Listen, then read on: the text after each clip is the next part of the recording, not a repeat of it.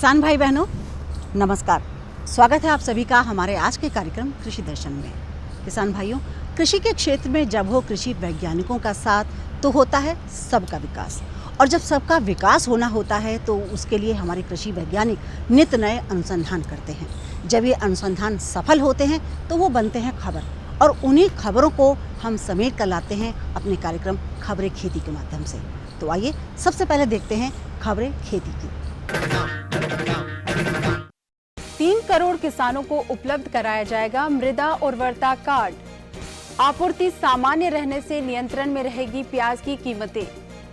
जम्मू कश्मीर में बाढ़ से 3 लाख हेक्टेयर क्षेत्र की फसल प्रभावित, और तिलहनी फसलों के उत्पादन में कमी आने की संभावना।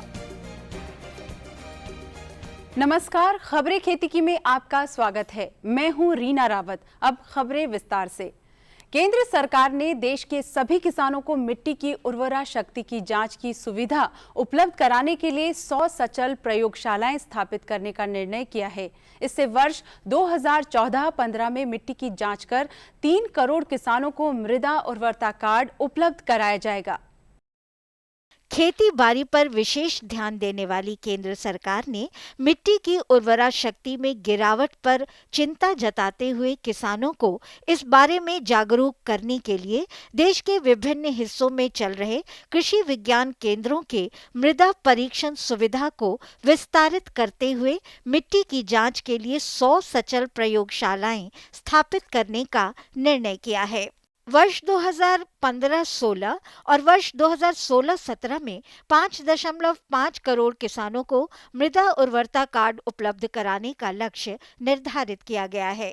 मिट्टी की उर्वरता बेहतर होने से फसल बेहतर होती है। इस तथ्य को ध्यान में रखकर सरकार ने प्रत्येक किसान को मृदा उर्वरता कार्ड उपलब्ध कराने की योजना बनाई है। इस लक्ष्य को पूरा करने के लिए 100 करोड़ रुपए का आवंटन भी किया गया है। कमजोर मानसून के बावजूद देश में खरीफ सीजन में प्याज का उत्पादन बेहतर होने की संभावना है, जिससे प्याज की कीमतें नियंत्रण में रहेगी। चालू खरीफ सीजन में कमजोर मानसून के बावजूद देश में प्याज का उत्पादन बेहतर होगा। नई फसल के बाजार में आने से इसकी आपूर्ति दिसंबर तक सामान्य रहेगी। पिछले साल रबी सीजन में करीब 168 लाख टन प्याज का उत्पादन हुआ था, जिससे देश में प्याज की आपूर्ति सामान्य बनी रही। महाराष्ट्र के लासल गांव में पिछले साल जहां सितंबर में सिर्फ 55,000 क्विंटल प्याज मंडी में आई थी, वहीं इस साल सितंबर के पहले पखवाड़े में ही 80,000 क्विंटल प्याज मंडी में आ चुकी है, जिससे प्याज के दामों में कमी बनी हुई है। उत्तर प्रदेश, पश्चिम बंगाल सहित देश के अन्य हिस्सों में खरीफ में उत्पादित होने वाली प्याज भी अच्छी हुई है, जिससे प्याज की कीमतें नियंत्रण में रहेंगी। जम्मू कश्मीर में हाल ही में आई बाढ़ से करीब 3 लाख हेक्टेयर क्षेत्र में खड़ी फसल को नुकसान पहुंचा है। जम्मू कश्मीर कृषि विभाग के अनुसार बाढ़ में सबसे ज्यादा नुकसान केसर की फसल को हुआ है। कृषि विभाग के एक सर्वे के अनुसार बाढ़ का सबसे ज्यादा खामियाजा पुलवामा जिले को भुगतना पड़ा है। यहाँ करीब 1,104 करोड़ रुपए मूल्य के कृषि उत्पादों का नुकसान हुआ है। पुलवामा के पंपोर गांव में ही करीब 778 करोड़ की केसर की फसल बर्बाद हो गई है। मध्य कश्मीर के बडगाम और उत्तरी कश्मीर के कुपवाड़ा जिले में कृषि उत्पादों को भारी नुकसान उठाना पड़ा है। इन दोनों जिलों की क्रमशः 52,000 और 40,000 कृषि योग्य भूमि बाढ़ की चपेट में आई, जिससे क्रमशः 552 और 447 करोड़ की फसल का नुकसान हुआ है। इन जिलों में केसर की फसल पर ज्यादा प्रभाव पड़ा है। बाढ़ से हुए नुकसान को देखते हुए प्रदेश के मुख्यमंत्री उमर अब्दुल्ला ने बाढ़ प्रभावित किसानों को हर संभव सहायता दिलाने का आश्वासन दिया है। देश में कमजोर मानसून के कारण इस साल खाद्यान्न फसलों के बुआई रकबे में गिरावट आने से तिलहनी फसलों के उत्पादन में कमी आने की संभावना है। देश में कमजोर मानसून के कारण इस साल खाद्यान्न फसलों के बुआई रकबे में गिरावट आई है। केंद्रीय कृषि मंत्रालय के आंकड़ों के अनुसार वर्ष 2014-15 में 172.82 लाख हेक्टेयर क्षेत्र में ही तिलहनी फसलों की बुआई हो पाई है, जो वर्ष 2013-14 के बुआई रकबे 192.49 से काफी कम है। बुआई रकबे में कमी आने से तिलहनी फसलों के उत्पादन में कमी आने की संभावना है। मंत्रालय के आंकड़ों के अनुसार इस खरीफ सीजन में मूंगफली का उत्पादन 5.02 लाख टन होने की उम्मीद है, जो वर्ष 2013-14 के उत्पादन 7.81 लाख टन से कम है। इसी तरह सोयाबीन का उत्पादन 11.82 लाख टन होने की संभावना है, जो वर्ष 2013-14 से थोड़ा ही कम है। तिलहनी फसलों के उत्पादन में कमी आने के बावजूद केंद्रीय कृषि मंत्रालय को उम्मीद है कि देश में खाद्य तेलों की कोई कमी नहीं होने पाएगी, क्योंकि देश में खाद्य तेलों का पुराना स्टॉक पर्याप्त मात्रा में मौजूद है। मौसम में अब काफी बदलाव आ चुका है, ऐसे में फसलों की समुचित देखभाल करना जरूरी है। तो आइए लेते हैं मौसम की जानकारी। मौसम विज्ञान विभाग के अनुसार पूर्वोत्तर के राज्यों मणिपुर, सिक्किम, मिजोरम, नागालैंड के कुछ इलाकों और ओडिशा, आंध्र प्रदेश और कर्नाटक के छुटपुट हिस्सों में अगले 24 घंटे में गरज के साथ बरसात हो सकती है। पश्चिम बंगाल और अंडमान और निकोबार द्वीप समूह के कई इलाकों में बरसात होने की उम्मीद है। पश्चिमी उत्तर प्रदेश, दिल्ली, हरियाणा, पंजाब के इलाकों में मौसम सामान्य रहने की उम्मीद है। देश के अन्य हिस्सों में भी मौसम सामान्य रहेगा। खेती की खबरों में आज इतना ही। कृषि दर्शन कार्यक्रम में और अधिक रोचक और ज्ञानवर्धक जानकारियों के लिए आप देखते रहिए कृषि दर्शन। ये लो और बताओ। बस। अरे ये क्या भैया जी, बस इतनी सी रासायनिक खाद? किसानी छोड़ रहे हो क्या? किसानी नहीं, नादानी छोड़ रहे हैं। मिट्टी की जांच कराई है। अब तो लालाजी जितनी जरूरत है उतने ही उर्वरक खेत में डालेंगे। हाँ, किसान भाई आज ही अपने जिले की नजदीकी भूमि परीक्षण प्रयोगशाला में मिट्टी की जांच जरूर करवाएं और मिट्टी में पोषक तत्व, नमी व पौधे के विकास को देखते हुए केवल जरूरत के अनुसार ही पोषक तत्व डालें। और हाँ, मिट्टी में गंधक, जस्ता, बोरोन जैसे सूक्ष्म पोषक तत्वों का पता लगाना भी न भूलें। उर्वरक और जैविक खाद के सही उपयोग से भूमि का उपजाऊपन बनाए रखें, उत्पादकता बढ़ाएं, खर्चा घटाएं और बहुमूल्य विदेशी मुद्रा बचाने में भी सहयोग दें। और हाँ, धीमी गति से नाइट्रोजन उपलब्ध कराने वाले उर्वरकों जैसे नीम लेपित यूरिया को प्राथमिकता दें और यूरिया का पत्तों पर छिड़काव करें। अरे वाह, तू तो सचमुच समझदार हो गया रे। अधिक जानकारी के लिए संपर्क करें जिला कृषि अधिकारी या किसान कॉल सेंटर। किसान भाइयों, देश में छोटे और सीमांत किसानों की संख्या करीब 86% है। इन किसानों के लिए कृषि प्रणाली बेहतर विकल्प साबित हो रही है। इस प्रणाली को अपनाने से दो फायदे होंगे। एक तो कुपोषण से मुक्ति मिलेगी, दूसरे किसान भाइयों की आय में भी इजाफा होगा। तो आइए देखते हैं क्या है कृषि प्रणाली।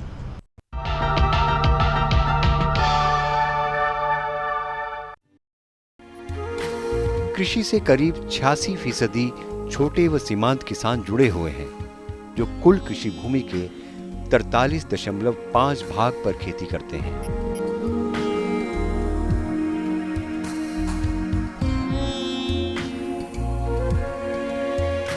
आबादी बढ़ने के साथ और कई कारणों से किसानों की जोत छोटी होती जा रही है, लेकिन सरकारी सर्वेक्षण बताते हैं कि छोटी जोत कृषि विकास और गरीबी को कम करने में महत्वपूर्ण भूमिका निभाती है।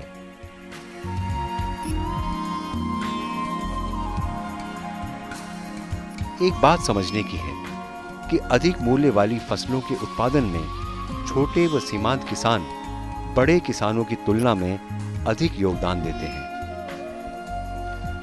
कुल सब्जियों के उत्पादन में छोटे व सीमांत किसानों का योगदान 70%, फलों में 55%, अन्न में 52% और दूध उत्पादन में 69% है। यानी एक छोटा किसान विविधीकरण को अपनाने और खाद्य सुरक्षा में महत्वपूर्ण योगदान देता है। सिर्फ दलहन और तिलहन के उत्पादन में इन छोटे किसानों का योगदान कम है। अनुभवों और विभिन्न अनुसंधान केंद्रों में किए गए शोध के आधार पर यह पाया गया कि किसानों को विपन्नता से छुटकारा दिलाने में कृषि प्रणाली बेहद उपयोगी है।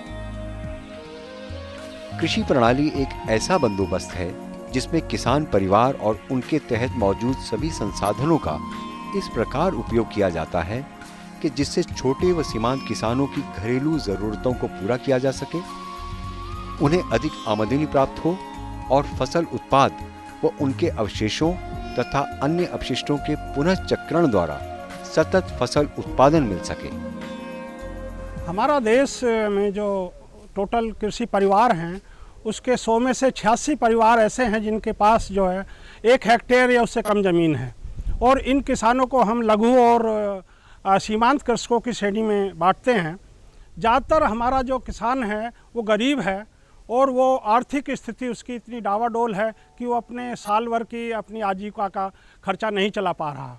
इसलिए सरकार ने जो है उन छोटे किसानों की स्थिति को सुधारने के लिए समन्वित कृषि प्रणाली के माध्यम से हम छोटे किसानों की आय को बढ़ाने के लिए और उनकी जो पोषकता है, उसके जो भोजन की पोषकता है उसको बढ़ाने के लिए प्रयास किए जा रहे हैं। इसमें हम किसान के पास जो भी उपलब्ध साधन हैं उसको हम इस तरह से वितरित करते हैं ताकि उसकी घर की सारी आवश्यकताएं पूरी हो सकें, चाहे वो खाद्यान्न है, चाहे वो फल हैं, चाहे वो चारा है, या जो भी उसकी आवश्यकताएं हैं वो हमको उसके इसी 1 हेक्टेयर क्षेत्र से पूरी करनी होती हैं, ताकि उसकी जो बाज़ार पे जो निर्भरता है, क्योंकि आज किसान हर चीज़ के लिए बाहर भाग रहा है और अपने खेत पे कुछ निश्चित फसलें ही ले पा रहा है, और निश्चित फसलें लेने से क्या होता है कि उसको दाल के लिए, उसको तेल के लिए, उसको दूध के लिए, उसको फलों के लिए, हर चीज़ के लिए उसको बाज़ार के ऊपर निर्भर होना पड़ रहा है।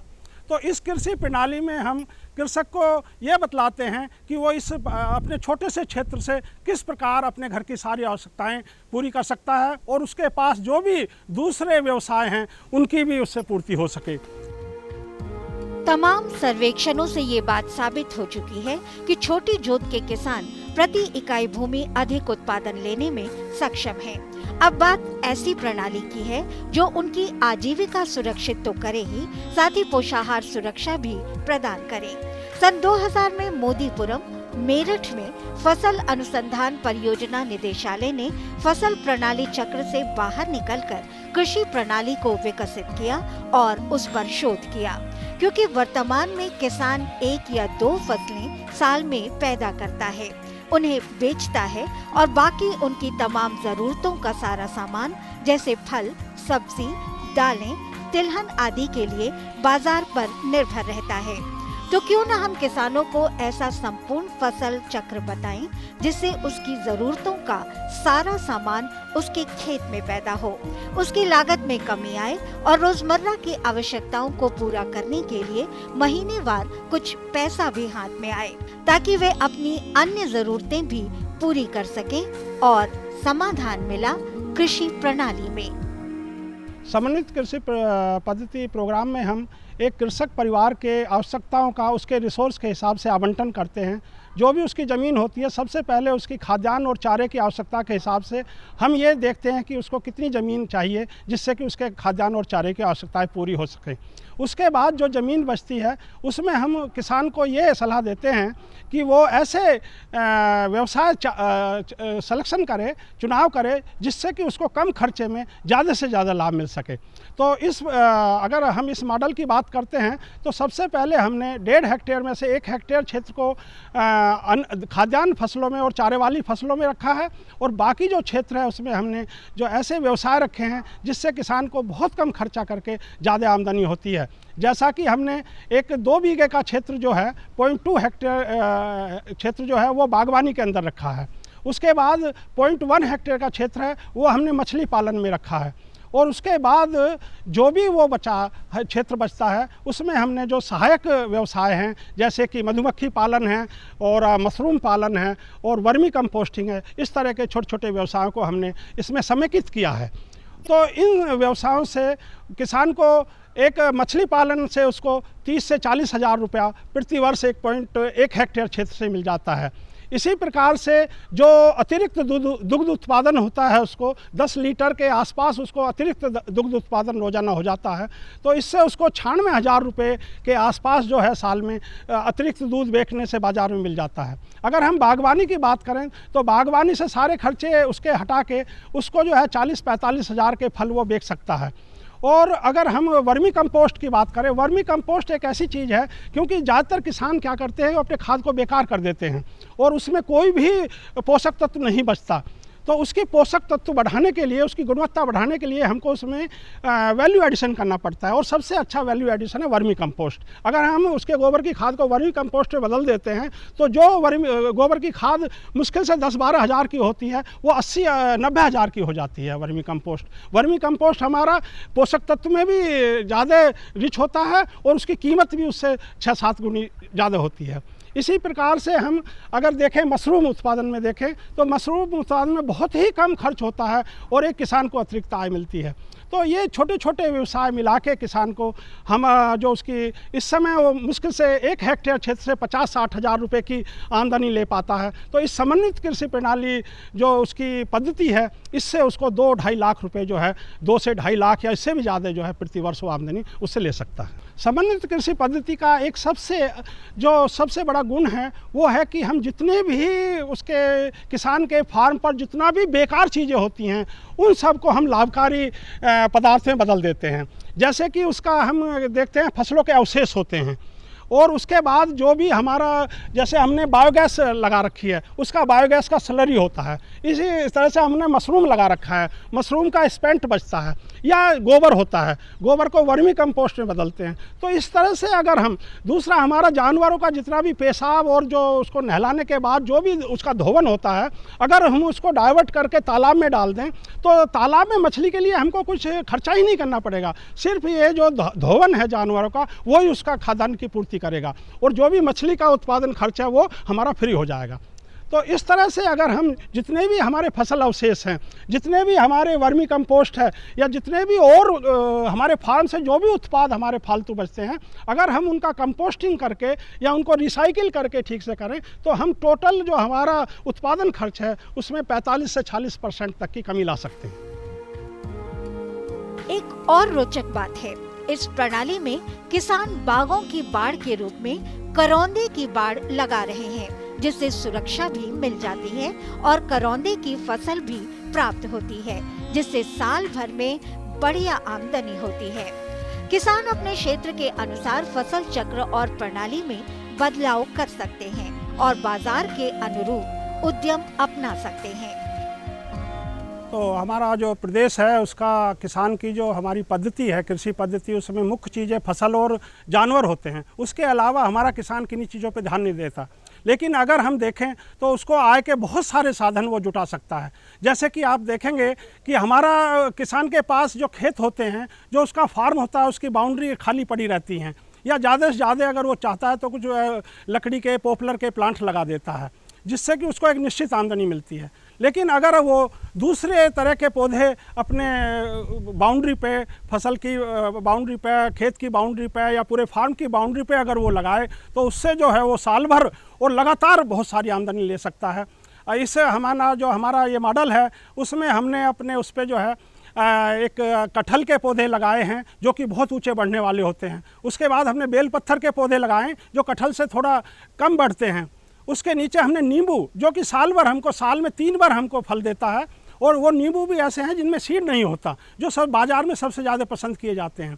और उसके साथ साथ ये तो हमारे फलों की बात होती है, उसके साथ साथ अगर सुबबूल हम लगा दें, सुबबूल एक ऐसा पौधा है जो हमको साल भर हमारे जानवरों को हरा चारा दे सकता है और हरा चारे के साथ अगर हरा चारा से बच जाता है तो उसको हम हरी खाद में प्रयोग कर सकते हैं और हरी खाद के बाद जो लकड़ी हमको मिलती है वो हमारे किसान के परिवार के लिए ईंधन का काम कर सकती है। तो ये एक सुबबूल एक ऐसा पौधा है जो कि बहुउद्देशीय है जिसमें हरी खाद के रूप में प्रयोग कर सकते हैं, हरे चारे के रूप में प्रयोग कर सकते हैं और वो हमारा ईंधन का भी मदद करता है किसान की। तो इस तरह से हम अगर बाउंड्री प्लांटेशन पे अपने फ्रूट प्लांट्स या हम चारे वाले प्लांट्स लगाएंगे तो किसान को साल में अगर 1 हेक्टेयर के चारों तरफ उसने इस तरह के एक करौंदा, बहुत सबसे अच्छा फल है करौंदा। और करौंदा से अगर आप लगा दें तो 1 हेक्टेयर की बाउंड्री से आपको कम से कम 20-25 हज़ार का करौंदा एक साल में मिल जाएगा। और ये जो मिक्स टाइप के हमारा बाउंड्री प्लांटेशन है, इससे हमको 30-40 हज़ार रुपये हम हर साल जो है इससे लेते हैं, और ये हर साल ही आमदनी बढ़ती चली जाती है। दूसरा, इसमें सबसे अच्छी बात यह है बाउंड्री प्लांटेशन में कि किसान को कोई अतिरिक्त मेहनत या अतिरिक्त खर्चा नहीं करना पड़ता। एक बार किसान ने अगर बाउंड्री प्लांटेशन को साल भर तक नियमित रूप से उसकी देखभाल कर ली तो उसको 10-20 लंबे समय तक उसको आमदनी देगा। लेकिन इसमें ध्यान रखने वाली बात क्या है, किसानों को एक चीज़ ध्यान रखनी होगी कि एक तो वो बहुत ही ऐसे पौधे का सिलेक्शन करें ताकि वो उसके बराबर के जो वो फसल उगा रहा है उसको नुकसान ना करें। दूसरा ये है कि उसको बहुत ही पास लगाएं, आधा मीटर या 1 मीटर की दूरी पे लगाएं, जिससे कि वो आपस में फंस जाएं, और एक लाइव फेंसिंग का काम करें, क्योंकि आजकल सबसे बड़ी जो समस्या आ रही है किसानों के साथ वो जंगली जानवरों की आ रही है और उनके खेतों को आके उनकी फसलों को नुकसान पहुंचाते हैं। लेकिन अगर करौंदा की, जैसे मैंने आपको बताया करौंदा या सुबबूल है, अगर हम इसको बहुत क्लोज प्लांटिंग कर देंगे तो वो 3-4 साल के बाद ऐसी दीवार खड़ी कर देगा कि उसमें हवा, जानवर क्या हवा भी घुसनी मुश्किल हो जाएगी। तो इस तरह से उसकी एक लाइव फेंसिंग हो जाएगी जिसका उसका खर्चा बच जाएगा और हर साल उसको उसमें से फल मिलेंगे। तो इस तरह से बाउंड्री प्लांटेशन हमारे लिए एक तो किसान को उसके न्यूट्रिशनल सिक्योरिटी देती है, फोडर सिक्योरिटी देती है, उसको कैश दे रहा है, और एक सबसे बड़ा जो पर्यावरण है, हमारे जो प्लानर्स हैं वो पर्यावरण की बात करते हैं, हमारा फॉरेस्ट एरिया लगातार घटता जा रहा है। अगर हर किसान इस तरह से बाउंड्री लगाने लगे तो हमारा जो वातावरण की समस्या है, पेड़ पौधे हमारे कम होते जा रहे हैं, वो समस्या भी बहुत ज़्यादा कम हो जाएगी। आज ग्लोबल वार्मिंग भी बड़ी समस्या है और इसका सबसे बुरा प्रभाव उष्ण कटिबंधीय क्षेत्रों में देखने को मिलेगा और हमारे देश के छोटे किसान सबसे अधिक प्रभावित होंगे। हम नहीं जानते कि ग्लोबल वार्मिंग या धरती का बढ़ता तापमान कब हमारी नदियों को उफान पर पहुंचा देगा, कब जलवायु परिवर्तन फिर स्थिर होगा, कब पानी की कमी से पूरी तरह सामना होगा, कब हवा, पानी और मिट्टी में घुलता जहर हमारी सभ्यता को निगल लेगा। लेकिन मानव के सामने पहले भी चुनौतियां आई हैं और हर बार हमने उनसे निपटा है। लेकिन इस बार भूख और अस्तित्व का संकट गंभीर है और ये संकट हमारी ही नासमझी का नतीजा है और इससे हमें मिलकर ही पार पाना होगा। हमारे छोटे किसान, हमारी जैव विविधता और कृषि प्रणाली ही इस लड़ाई में हमारे हथियार होंगे जो खाद्य सुरक्षा और जीवन के बने रहने की नींव रखेंगे।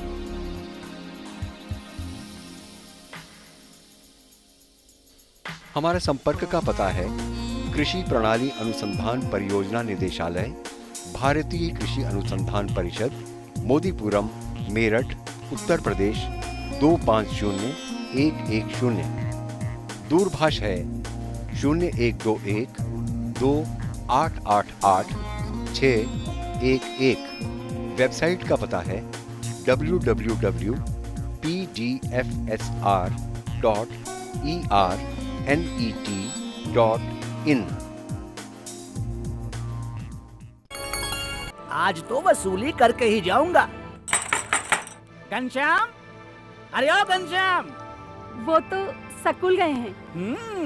स्कूल गया है। अरे बहाना तो ढंग का बनाती। हाँ लाला, मैं स्कूल ही गया था, फार्म स्कूल, जहाँ किसानों को सिखाई जाती है खेतों में पैदावार बढ़ाने की हर बात, जैसे मिट्टी के हिसाब से सही खाद, बढ़िया बीज और जरूरत के मुताबिक कीटनाशक, ताकि कम लागत में अधिक मुनाफा। ये पकड़ लाला, तेरा हिसाब साफ। आपको हमारा कार्यक्रम कृषि दर्शन कैसा लगा? अपने सुझाव, प्रतिक्रियाएं एवं सवाल हमें इस पते पर भेजें। कृषि दर्शन, कमरा नंबर 10, CPC दूरदर्शन, खेलगांव, नई दिल्ली 110049। हमारे कल के कार्यक्रम में होंगी पशुपालन संबंधी जानकारी, तो देखना ना भूलिए हमारा कृषि दर्शन कार्यक्रम। फिर मिलेंगे, तब तक के लिए नमस्कार।